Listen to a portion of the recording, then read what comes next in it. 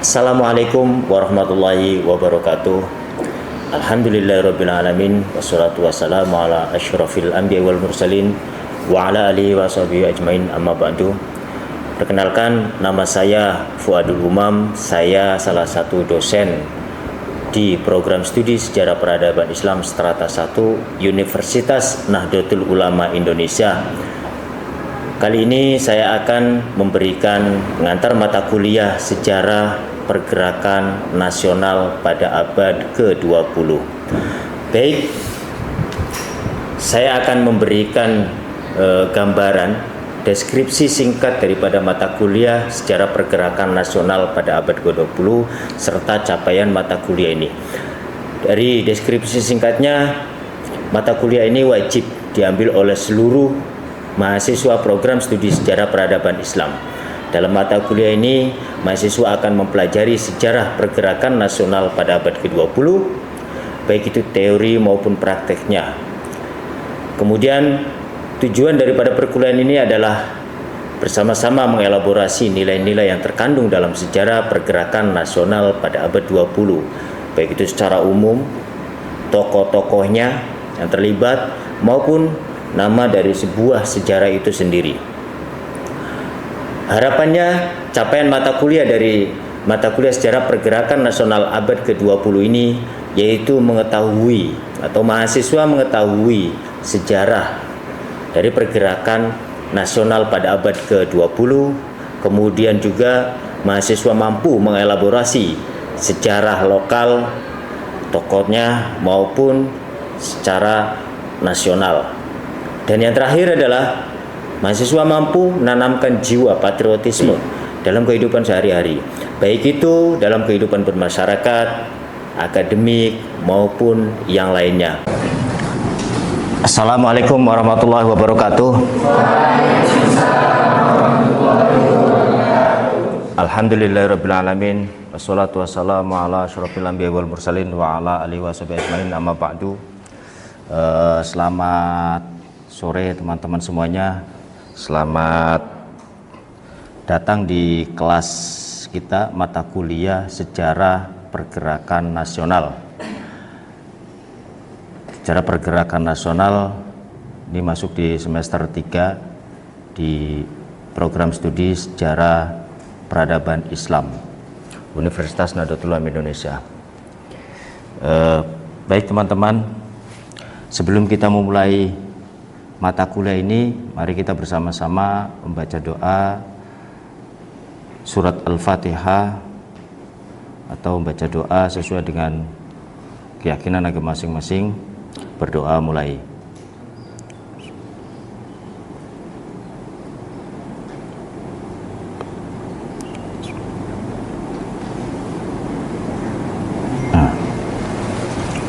Berdoa selesai. Teman-teman semua, sebelum perkuliahan atau pemaparan tentang sejarah pergerakan nasional, saya akan pengabsen terlebih dahulu di kelas ini. Ini tanggal 24. Saya absen terlebih dahulu. Syahrul Ghifari hadir. Ahmad Rifai Hanafi hadir ya. Ummu Salamah Gamal, Muhammad Irham Syafa sakit ya. Safitri Naufal, Ayu, Puput sakit. Rifki Putra Pratama, Muhammad Sahlan, Siti Khairah, Nanda Ainur Rafiq, Caesar. Baik, teman-teman semuanya, sejarah pergerakan nasional merupakan salah satu mata kuliah yang harus diampu di sejarah peradaban Islam. Mengapa sejarah pergerakan nasional? Karena salah satu sejarah jenderal yang ada di Indonesia ini, pergerakan-pergerakan anak mudanya tentu itu merupakan periodik, masa-masa di mana anak mudanya kemudian bersatu dalam rangka ingin memerdekakan negara Indonesia. Nah, sejarah pergerakan nasional merupakan istilah yang digunakan untuk menyebut satu fase dalam sejarah Indonesia, yakni masa perjuangan mencapai kemerdekaan pada kurun waktu 1908 sampai 1945. Nah, pada masa inilah kemudian anak-anak muda Indonesia yang tergabung dalam sejarah pergerakan nasional ini ingin atau mengupayakan semangatnya dalam kemerdekaan negara kesatuan Republik Indonesia. Nah, ini alasannya kenapa kemudian pergerakan nasional. Alasan disebut pergerakan nasional karena memang pergerakan tersebut merupakan refleksi rasa ketidakpuasan dan ketidaksetujuan terhadap keadaan masyarakat yang sangat memprihatinkan saat itu atau ketika itu. Mencapai kemerdekaan bersama sebagai bangsa merupakan cita-cita nasional dan usaha terorganisir ini adalah sebuah pergerakan nasional.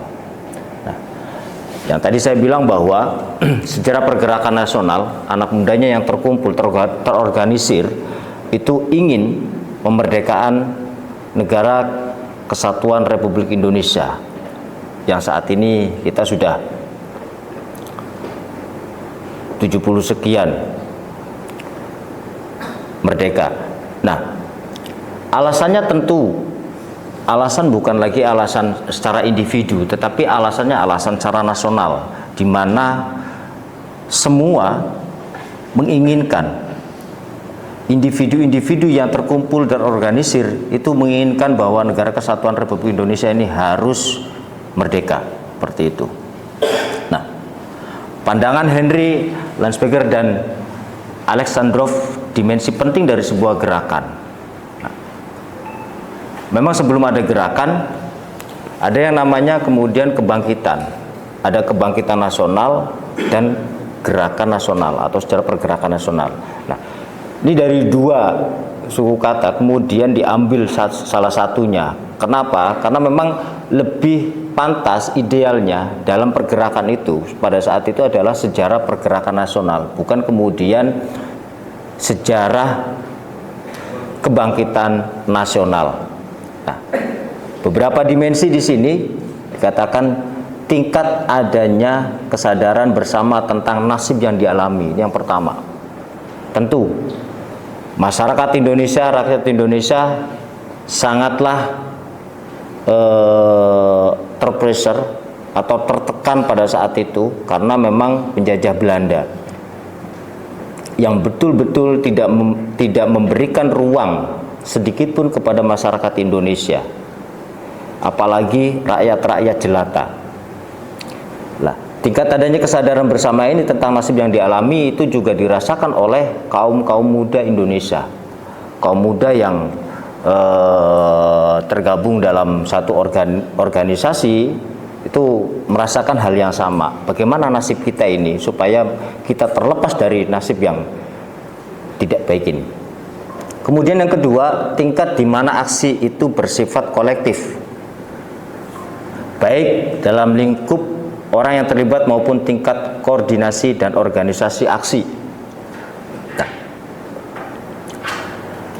gerakan-gerakan yang dilakukan oleh masyarakat Indonesia atau terutama yang diorganisir oleh anak-anak muda ini, dia bersifat kolektif, di mana akhirnya membentuk sebuah komunitas-komunitas, baik itu Yong Java, kemudian Yong Ambon dan lain sebagainya. Nah, itu menjadi kekuatan tersendiri. Ada suborganisasi yang kemudian menyatu dan siap untuk melanggengkan atau memerdekakan negara Indonesia. Kemudian yang ketiga, lingkup di mana aksi itu bersifat instrumental yang dirancang untuk mencapai sasaran di luar aksi itu sendiri. Bersifat instrumental ini ketika kita ngomongin instrumental, maka ada instrumen-instrumen yang mana ketika kita mau memerdekakan negara Indonesia, maka kita harus bagaimana merancangnya, betul-betul dirancang sedemikian rupa supaya rancangan kita ini rancangan kita ini selesai dan mencapai apa yang diinginkan.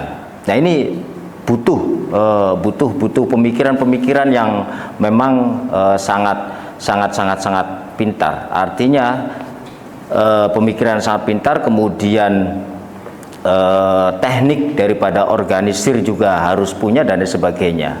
Itu yang ketiga. Kemudian yang keempat, tingkat di mana reaksi itu didasarkan secara eksklusif atas kerendahan status sosial, ekonomi, dan politik. Berangkat dari nasib yang dialami oleh rakyat Indonesia, sama-sama merasa terjajah, sama-sama tidak bisa melakukan apapun, sama-sama yang tidak bisa dikasih ruang atau tidak dikasih ruang sedikit pun, maka dari situlah kemudian masyarakat Indonesia ingin memerdekakan negara kesatuan Republik Indonesia. Nah, dari sisi sosial, ekonomi, dan politik semuanya terbelenggu. Semuanya terbelenggu. Artinya dari kebelengguan itu, maka kemudian masyarakat Indonesia yang diorganisir oleh pemuda-pemuda itu kemudian menginginkan bagaimana caranya supaya kita bisa merdeka. Lanjut, menurut Mujanto, ciri perjuangan atau perlawanan rakyat pada kolonialisme dan imperialisme di Nusantara. Ini sebelum 1900. Perjuangan rakyat berciri perlawanan atau perjuangan bersifat kedaerahan atau lokal, menggantungkan pada tokoh karismatik dan belum ada tujuan yang jelas. Pasca revolusi Amerika dan revolusi Prancis, muncullah paham-paham baru berupa liberalisme, demokrasi, dan nasionalisme. Nah, dari revolusi-revolusi tersebutlah kemudian bangsa Indonesia, masyarakat Indonesia itu akhirnya dia berpikir bagaimana caranya supaya dengan momentum-momentum itu, dengan semangat-semangat yang diperjuangkan oleh negara-negara lain dalam memerdekakan negaranya, itu juga timbul atau muncul di Indonesia. Elit bangsa Indonesia yang notabene pada saat itu sudah mengenyam pendidikan, walaupun hanya beberapa orang, segelintir orang, kan tetapi itu memberikan semangat kepada masyarakat, baik kelas menengah maupun kelas bawah, itu yang akhirnya bisa menyatu, bisa satu visi misi memerdekakan negara Indonesia, satu suara dan satu tujuan, yaitu merdekakan Indonesia. Nah, itu tentu menjadi faktor eksternal dalam sejarah pergerakan nasional. Tidak mungkin kita ujuk-ujuk punya semangat memerdekakan negara kesatuan Republik Indonesia.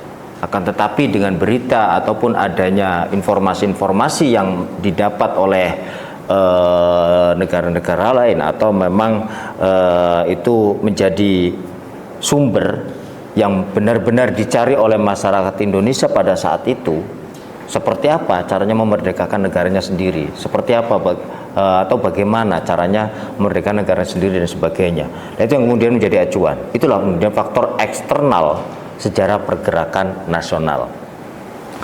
Baik, teman-teman semuanya, mungkin itu saja dari saya. Barangkali ada pertanyaan, silakan buka sesi tanya jawab.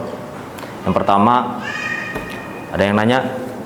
Ya, silakan. Perkenalkan diri dan pertanyaannya. Terima kasih atas waktunya Pak. Saya Hikmah. Saya ingin menanyakan tadi Bapak menjelaskan bahwasanya dimensi penting dari sebuah gerakan itu yaitu tingkat di mana reaksi itu didasarkan secara eksklusif atas kerendahan status sosial, ekonomi, dan politik. Dari penjelasan itu, apakah sebuah gerakan itu sering didasarkan pada status sosial dan apakah juga menunjukkan bahwa gerakan hanya melibatkan kelompok-kelompok dari masyarakat tertentu? Baik.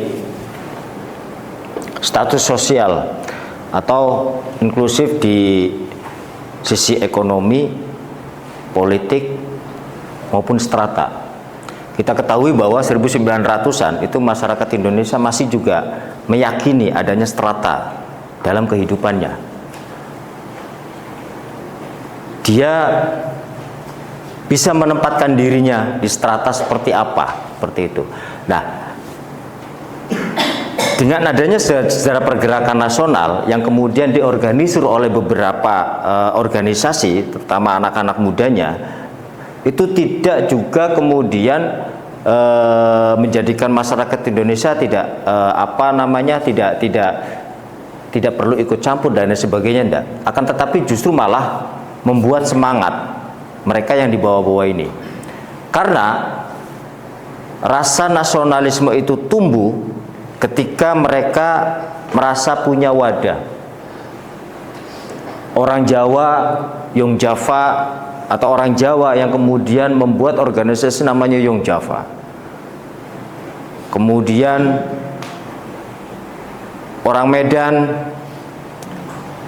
membuat organisasi namanya Yong Medan.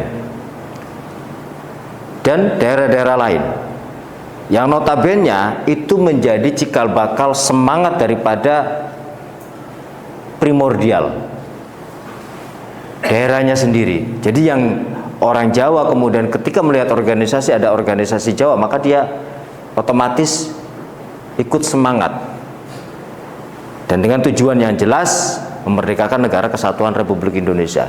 Jadi tidak ada lagi kemudian strata itu tumbuh di masyarakat pada saat itu. Artinya hanya ada satu kata, yaitu semangat untuk memerdekakan negara kesatuan Republik Indonesia. Kalau memang secara politik sudah jelas, politik pada tahun 1900-an itu tidaklah kemudian sudah mengerti semua akan politik, belum tentu. Belum semuanya mengerti akan politik. Hanya orang-orang tertentu saja yang kemudian mengerti akan politik. Bagaimana kemudian politik melawan penjajah Belanda, kemudian juga penjajah yang lain dan sebagainya. Itu ranah politik. Artinya masyarakat yang bawah, rakyat yang bawah itu dia otomatis akan mengikuti. Otomatis mengikuti dengan masyarakat yang luas, artinya organisasi yang dibikin oleh daerahnya yang tujuannya adalah memerdekakan negara kesatuan Republik Indonesia. Seperti itu, Ma. Terima kasih. Yang lain? Silakan. Perkenalkan. Sebelumnya saya punya pengalaman izin bertanya. Seperti yang sudah dijelaskan tadi, saya memahami sejarah pergerakan nasional ialah serangkaian usaha dan gerakan yang dilakukan oleh rakyat Indonesia untuk mencapai kemerdekaannya. Nah, ngomongin yang namanya gerakan, pasti itu tidak terlepas dari yang namanya sesuatu yang berkelompok atau terorganisir. Terus sejarah pergerakan nasional pun awalnya kan tanda-tanda ada sejarah pergerakan nasional ini kan bermunculan di organisasi kan. Bagaimana jadinya ketika pada masa itu ada beberapa orang atau sebagian orang yang tidak terikat kelompok atau organisasi itu ingin memperjuangkan kemerdekaan, apakah itu tetap dikatakan atau tetap masuk pada sejarah pergerakan nasional atau tidak?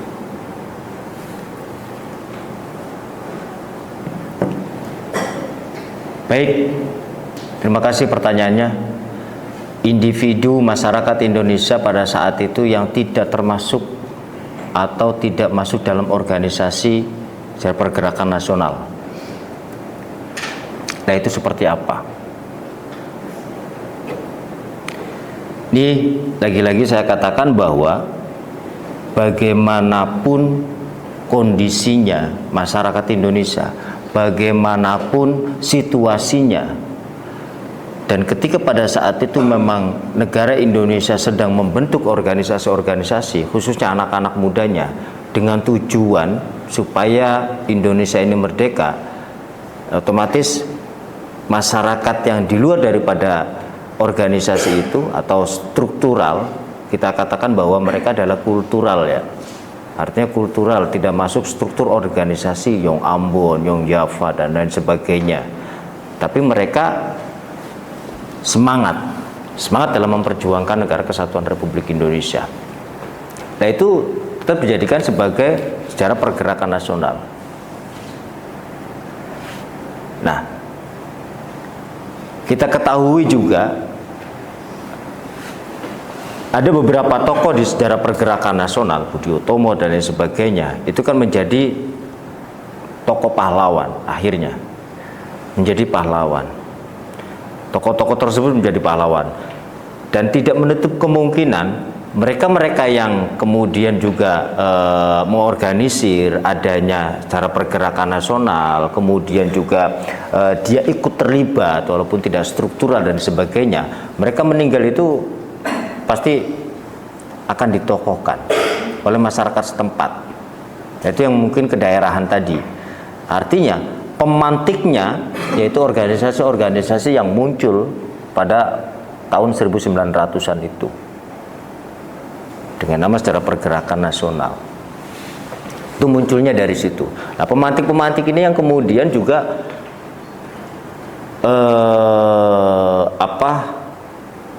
bahasanya itu menyemangati masyarakat atau orang-orang daerah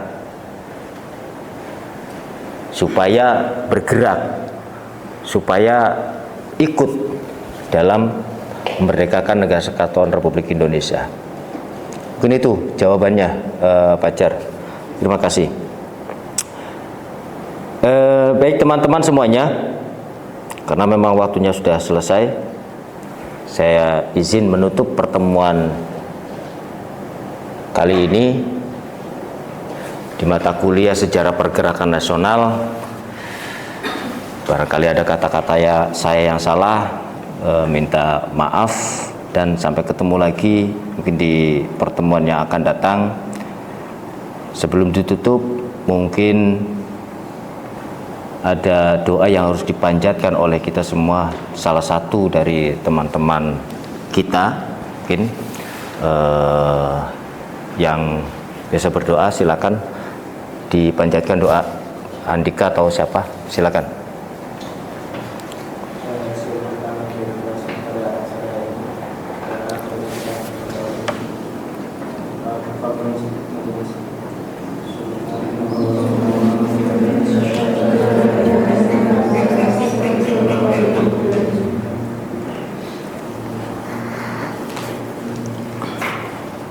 Terima kasih doanya. Semoga kita sehat-sehat selalu dan sukses untuk kita semuanya. Apa yang sudah saya sampaikan mudah-mudahan menjadi ilmu yang bermanfaat untuk kita semua dan menjadi amal baik untuk saya dan teman-teman semuanya. Saya akhiri, kurang lebihnya mohon maaf. Wallahul muwaffiq ila aqwamit thoriq. Wassalamualaikum warahmatullahi wabarakatuh. Baik, teman-teman semuanya, tadi sudah dipaparkan tentang deskripsi mata kuliah atau deskripsi singkat daripada mata kuliah Sejarah Pergerakan Nasional pada abad ke-20. Kemudian juga ada capaian mata kuliah Sejarah Pergerakan Nasional pada abad ke-20 serta materi-materi yang sudah saya sampaikan tadi. Mungkin itu saja dari saya, kurang lebihnya mohon maaf. Wallahul muwaffiq ila aqwamit thoriq. Wassalamualaikum warahmatullahi wabarakatuh.